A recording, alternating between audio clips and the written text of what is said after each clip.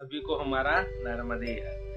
क्या आप जानते हैं माता नर्मदा का मुखमंडल कहाँ है? क्या आपको पता है माता के चरण कहाँ हैं? क्या आप जानते हैं माता का हृदय कहाँ है? क्योंकि नर्मदा मैया की परिक्रमा तो कहते हैं 3500 किलोमीटर की है। तो हमें ये भी तो पता होना चाहिए माँ का मुखमंडल कहाँ है, चरण कहाँ है, हृदय कहाँ है। यदि आपको पता है तो भी आप वीडियो को देखें, यदि नहीं पता है तो भी आप वीडियो को देखें, क्योंकि भक्तों आज हम ग्रंथ के माध्यम से आप सभी को यह सारी माता की जानकारी, माता के उस विशाल स्वरूप के हम इस ग्रंथ के माध्यम से आपको दर्शन करा रहे हैं, अर्थात आपको इस वीडियो के माध्यम से बता रहे हैं। जब आप माता के दर्शन करने जाएंगे तो जहां भी जाएंगे, माता नर्मदा के जल में स्नान करने जाएंगे या परिक्रमा लगाएंगे, तो आपको जहां उस स्थान पे जाएंगे तो आपको उस स्थान पे लगेगा कि हम तो माता के हृदय के समीप हैं, हम माता के चरण के समीप हैं, हम माता के मुखमंडल के समीप हैं। तो चलिए सबसे पहले हमारे चैनल को सब्सक्राइब कर लीजिए। अगर आप पहले से हमारी वीडियो देख रहे हैं तो भी सब्सक्राइब कर लीजिए, और अगर किया है तो आपकी बड़ी कृपा है। और अगर हमारे चैनल को सब्सक्राइब नहीं किया तो आप चैनल को सब्सक्राइब कर लीजिए और ऑल पे क्लिक कर दीजिए, क्योंकि सबसे पहले हमारी आपके पास वीडियो पहुंच जाएगी और हम ग्रंथ के प्रमाण से आपको समस्त जानकारी देंगे महाराज। तो चलिए अब हम ग्रंथ के माध्यम से आपको बताते हैं कि नर्मदा मैया का स्वरूप क्या है। माँ नर्मदा जो है बिंदु से सिंधु कैसे हो गई? क्योंकि जब भगवान शंकर ने अपने पसीने की एक बूंद टपकी तो माता नर्मदा मैया का प्रादुर्भाव हुआ, और मेखल पर्वत जो मेखल के राजा हैं उन्होंने मां नर्मदा को अपनी पुत्री रूप में स्वीकार किया। तो महाराज ये कथा तो अलग है, पर हम आपको थोड़ा सा प्रारंभ के लिए थोड़ा सा बता रहे हैं। तो मां नर्मदा ने बिंदु से मां सिंधु बनी, अर्थात एक बूंद से विशाल मां ने नदी का रूप धारण कर लिया। तो उस विशाल नदी के रूप में मैया के चरण कहाँ हैं, मुखमंडल कहाँ हैं? तो आइए इस वीडियो के माध्यम से हम सब इसको जाने।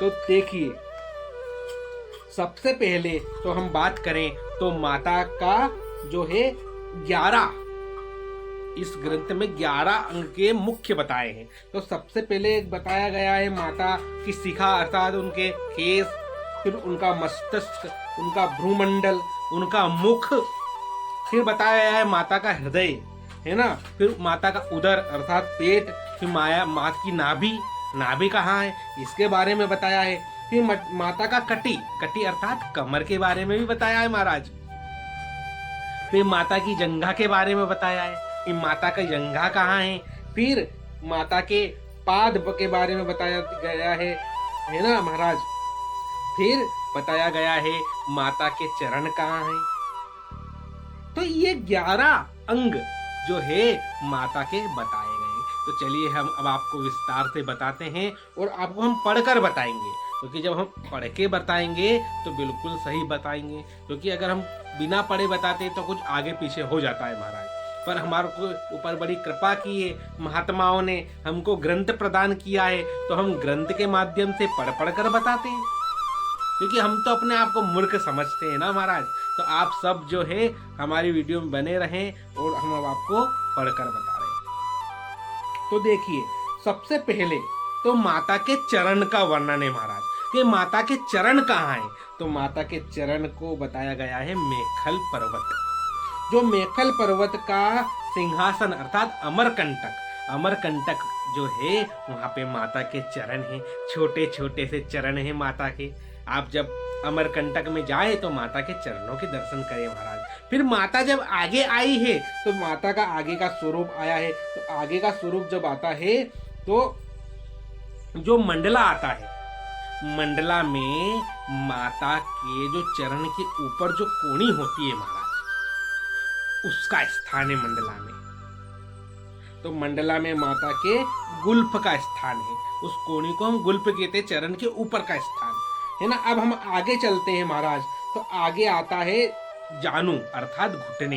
तो घुटने का स्थान कहाँ है महाराज?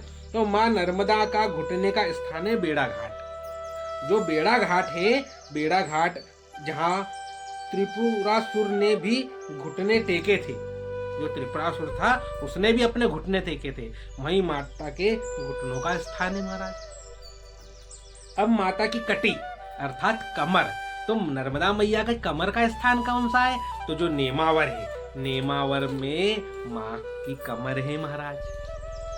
अब जब हम नेमावर से आगे चलते हैं महाराज, तो आता है ओंकारेश्वर।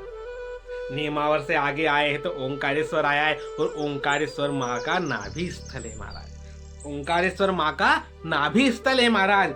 अब जब हम ओंकारेश्वर से आगे बढ़े, परिक्रमा लगाते लगाते, तो ओंकारेश्वर से आगे जब बढ़े महाराज, तो माता का उदर आया।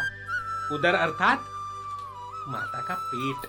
तो माता का पेट जो है वो महेश्वर जो माँ हिस्मती के नाम से प्रसिद्ध, आध्यात्मिक वैभव से भरपूर, जालेश्वर कालेश्वर से अलंकृत, जो पापों को भस्म सात करने में सक्षम है, वो महेश्वर में माता का उदर है महाराज। अब जब हम महेश्वर से आगे बढ़े, हम परिक्रमा लगा रहे हैं, बड़े आनंद के साथ परिक्रमा लगा रहे हैं, तो परिक्रमा लगाते लगाते हम कहाँ पहुंच रहे हैं? माता के हृदय के समीप पहुंच रहे हैं। तो महाराज माता का हृदय क्या कौन सा है, कहाँ है? वो माता का हृदय जो है वो शूलपाणेश्वर है। शूलपानी का जंगल, शूलपानी की झाड़ी हम जिसे कहते हैं, वो माता का हृदय स्थल है। तो देखिए महाराज, देवकंटक अंधकासुर का जहां उद्धार हुआ वही था शूलपाणेश्वर। अब एक बात और हम आपको बीच में बता देते हैं महाराज, जब हम परिक्रमा लगाते हैं, ओंकारेश्वर से परिक्रमा उठाते हैं, और जब हम परिक्रमा लगाते हैं तो बड़वानी में पहुंचते पहुंचते अधिकतर परिक्रमा वासियों को किसी के घुटने में दर्द हो जाएगा, जैसे हमारा पैर फ्रैक्चर हो गया बड़वानी के पहले, ऐसे अधिकतर लोगों को कुछ ना कुछ कठिनाई होती है महाराज। तो क्यों होती है? क्योंकि मैया परीक्षा लेती है। जब हृदय के समीप माँ अपने हृदय से जब अपने बच्चे को लगाने वाली दे लेती है, तो पहले परीक्षा लेती है। तो उस परीक्षा में फेल नहीं होना, हमें हिम्मत करनी है और हमें शूलपाणेश्वर की झाड़ी की ओर बढ़ना है, अर्थात माँ अपने हृदय से लगाती है। तो शूलपाणेश्वर में माँ का हृदय है महाराज। फिर जब आप आगे की ओर बढ़ते हैं महाराज, अब आता है माता का मुख। तो महाराज माता का मुख जो है वो कर्णाली जहां से सोमनाथ आदि अनेकों देव स्थान है, दक्षिणा प्रयाग भी जिसको कहा जाता है, और नदी का महत्वपूर्ण संगम भी जहां है। तो करनाल में माता का मुखमंडल है महाराज। वहां पे आप जाएं तो माता के मुखमंडल के दर्शन करें। उसके बाद जब आप आगे बढ़ेंगे तो जो है भ्रूमस्थल, जो ये बीच का हिस्सा है ना, मुख के बीच का स्थान, वो कौन सा है महाराज? तो वो है कोरल, जो नर्मदा तट की काशी, जहाँ आशापुरी, कोटिवरा आदि प्रसिद्ध क्षेत्र है। शिवजी ने स्वयं जहाँ तीर्थों की रक्षा हेतु भगवती की स्थापना करके उसका महत्व बढ़ाया महाराज, वो स्थान है महाराज। अब बात आ जाती है मस्तिष्क की। तो माता का मस्तिष्क कहाँ है महाराज? तो बताते हैं भृगु क्षेत्र अर्थात बड़ूच, जो बड़ूच है, जहाँ 46 महत्वपूर्ण तीर्थ है महाराज। बड़ूच में आप जाएंगे तो वहां पर 46 महत्वपूर्ण तीर्थ है। आदित्य, रुद्र, वसु एवं गण देवता भी है। लक्ष्मी जी ने तीर्थ रक्षा हेतु 18 दुर्गा तथा 16 क्षेत्रपालों को सौभाग्य सुंदरी आदि रूप सहित इन सबको स्थापित किया है महाराज उस स्थान पर। तो आप वहां जाए तो इसके भी दर्शन करें। अब आता है महाराज सबसे आखिरी में माता का शिखा अर्थात बालों का स्थान, वो कौन सा है महाराज? तो देखिए शिखा वह है हरि का धाम महाराज, जहाँ परशुराम जी ने यज्ञ किया और जो रेवा सागर संगम के नाम से प्रसिद्ध हुआ। अर्थात जो रेवा सागर, जहाँ नर्मदा मैया रेवा सागर में जाती है, मिलती है, उस रेवा सागर को माता के केस कहते हैं, शिखा कहते हैं महाराज। अधिकतर लोग चरण कहते हैं, पर चरण नहीं है महाराज, ग्रंथ में प्रमाणित है। रेवा सागर माता का जो है केस है, शिखा केस का स्वरूप है माता का। तो हमारे इस प्रकार नर्मदा जी का विराट स्वरूप यहाँ प्रकट हो जाता है महाराज इस ग्रंथ के हिसाब से, जिसमें असंख्यों कंकड़मय शिव शंकर निरंतर निवास करते हैं। अर्थात पूरी नर्मदा मैया में कंकर कंकर शंकर है, जहां पर हमारे शिव शंकर निवास करते हैं महाराज।